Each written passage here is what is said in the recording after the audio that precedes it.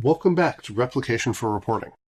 Let's go ahead and take a look at a demonstration on how to set up transactional replication so we can set up a reporting environment so our users can run reports off of a secondary server without them needing to actually connect to our production application and run their reports.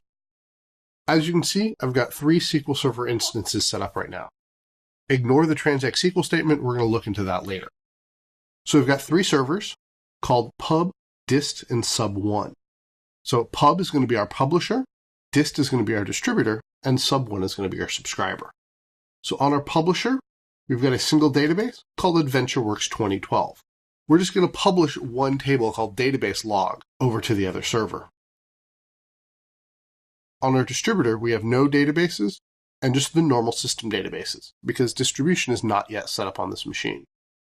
On our subscriber, we currently have no databases on the server. We'll be creating the database on the subscriber as part of the process. So the first thing we need to do is set up replication on the distributor. To do that, select the replication folder in Object Explorer, right-click on it, and select Configure Distribution. You go through the Configure Distribution wizard, you click Next, and get to the second screen. In this particular screen, we're going to tell the instance that it's going to act as its own distributor. SQL Server is then going to create a distribution database and log. That's the default option, so we're just going to click Next. The next screen is asking us where to put the snapshot folder. So the snapshots are going to be dumps of the database that are created for the initial data load into our subscribers. In this particular case, we're going to use the default folder. In a production environment, where you put this is going to be determined by how much space it needs. So keep in mind that when you're setting this up, SQL Server is going to be creating these default snapshots when you set up replication. The snapshot folder needs to be big enough to hold a BCP export of the entire table or tables that you're setting up replication for. So if you're setting up replication for a table that takes up 1 terabyte of uncompressed space in SQL Server's database engine, your snapshot location needs to have at least 1 terabyte, probably a little more of free space. In this case, we're going to work with a very small table, so we can just go ahead and click Next.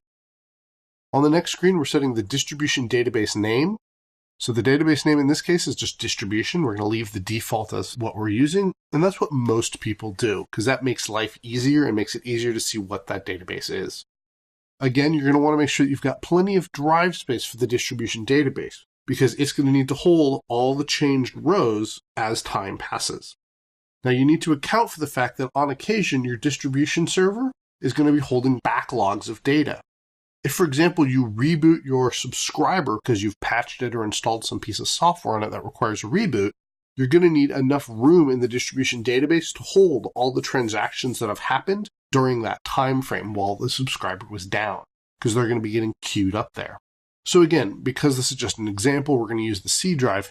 In reality, you're going to want to set this up much like you would any other user database, with data on one drive and transaction logs on another. On this screen, we're setting up the list of instances that can be publishers for this distributor. You can configure additional publishers on this screen, or you can do it later on. I'm going to show you how to do it later on when we add the instance pub as a publisher on this distributor. This next screen gives us the option of configuring distribution or generating a T-SQL script so that we can save that script for use later. We're just going to go ahead and configure everything. We click Finish, and the distributor is configured fairly quickly, taking usually just a minute or 2.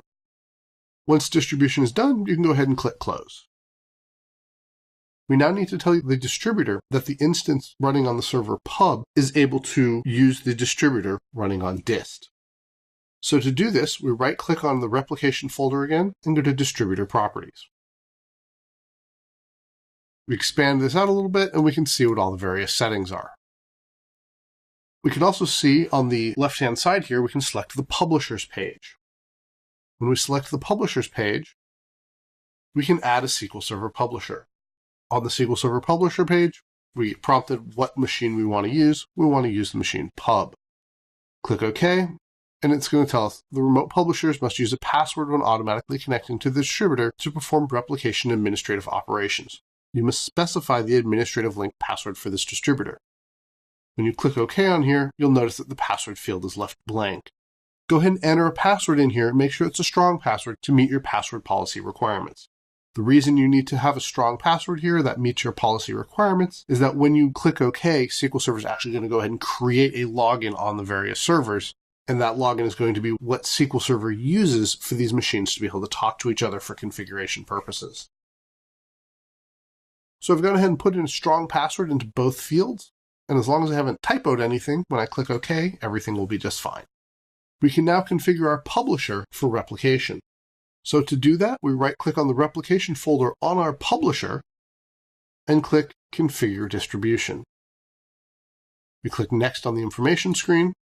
Now on this next screen, we're going to actually select the second radio button. This is because we're going to be using a different server as our distributor.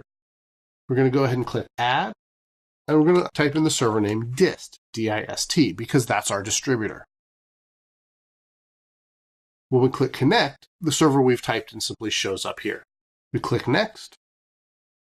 We type in the same administrative link password that we entered before. This should tell you that you need to have this password written down somewhere in some sort of password repository or have it be a standard password you use at your company. We click Next. We click Next to configure distribution, and we click Finish. As you can see, distribution is configured fairly quickly on this machine. Now when we right-click on replication, we get some additional options. We can look at the publisher properties, which just contains some basic information about which distributor we're using. It also shows us which databases we're going to be using for publication. We can select to allow for transactional publication on this screen, but that's not necessary. It will be set automatically when we set up the replication. So let's go ahead and set up transactional replication and get everything up and running so we can start pushing data to the server sub 1. The easiest way to set up replication is to right-click on the replication folder, click on New, and click on Publication. Click on Next on the first screen of the wizard, and select the database you want to replicate from. We can only replicate from user databases. That's why only the user databases are shown. So we'll go ahead and click Next. We're going to select Transactional Publication because we're using transactional replication. Click Next. We've now got a list of all the objects on the server that we can configure for replication. Now, unfortunately, these aren't done in the best order possible because it does not sort them by schema like it does in the Object Explorer. It sorts them by object name with the schema in parentheses. So I'm going to select the database log because that's the object that's specified that I'm going to use in my transact SQL script later. So you can see here I put a check mark next to it, but I can also expand the table and select just certain columns. So this takes care of the horizontal filtering, where I only want to specify some of the columns to be replicated. By simply unchecking the check marks next to those columns, when I create the replication, that will not be shown up on the remote system. So I'm going to go ahead and uncheck the T-SQL column so that that column isn't replicated. And we'll see that that column is now going to be missing on our subscriber. If I need to set up filtering, I can do so fairly quickly on the next page. I can set the properties of a specific table to set a variety of information. This includes whether the indexes are going to be copied, what sort of data type conversions need to happen if we're going to a down-level SQL Server instance, if we need to copy the collation, extended properties, XML indexes, if permissions are going to get copied across, if we're going to copy our filtered indexes.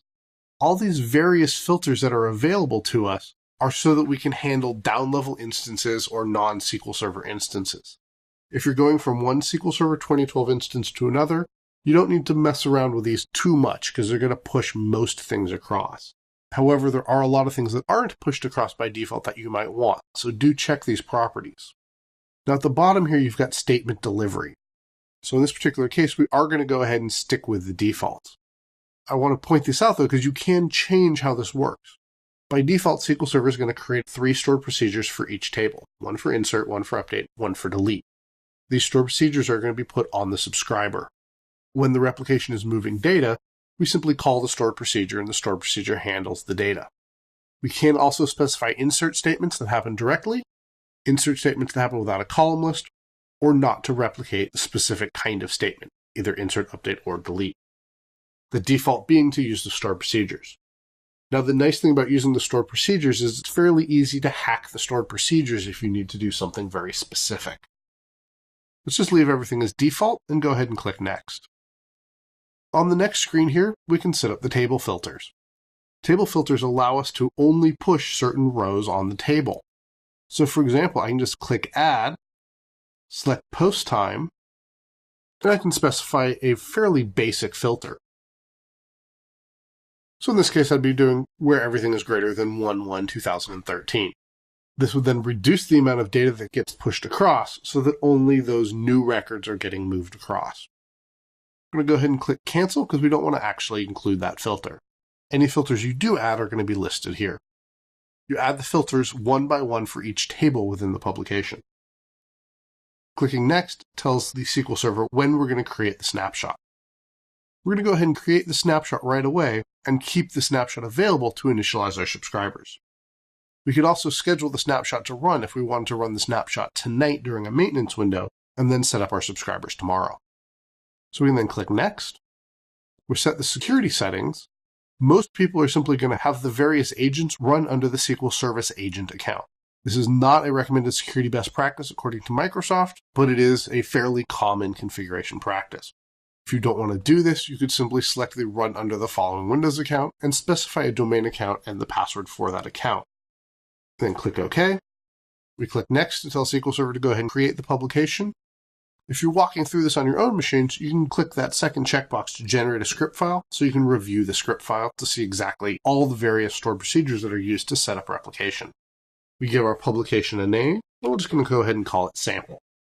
Then we're going to go ahead and click Finish.